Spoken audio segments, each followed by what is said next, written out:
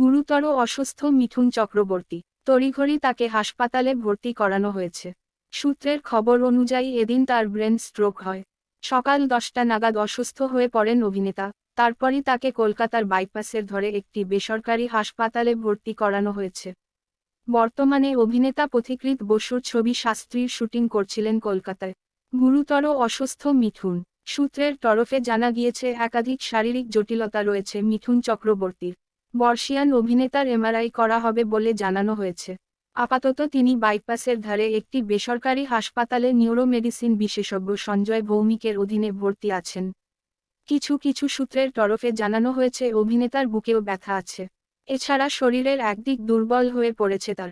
এদিন তিনি তার নিজের গাড়ি করেই হাসপাতালে আসেন। তার সঙ্গে ছিলেন অভিনেতা সোহম চক্রবর্তী।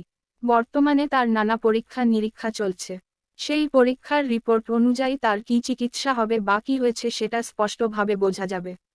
মিঠুনের প্রজেক্ট প্রসঙ্গত, বর্তমানে মিঠুন চক্রবর্তী কলকাতায় থেকে তার আগামী ছবি শাস্ত্রীর শুটিং করছিলেন।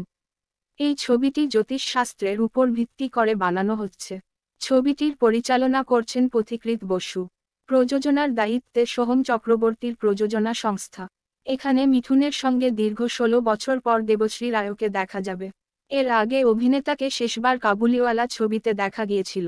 সুমন ঘোষ পরিচালিত সেই ছবিতে রহমতের চরিত্রে ধরা দিয়েছিলেন মিঠুন চক্রবর্তী। তার সঙ্গে মিনির চরিত্রে ছিলেন অনুমেঘা কাহালি। আবির চট্টোপাধ্যায়, সোহিনী সরকার ছিলেন মিনির বাবা মায়ের ভূমিকায়। বক্স অফিসে ভালোই ব্যবসা করেছে এই ছবি। বাঙালির নস্টালজিয়া উস্কে দিয়েছেন মহাগুরু নতুন করে।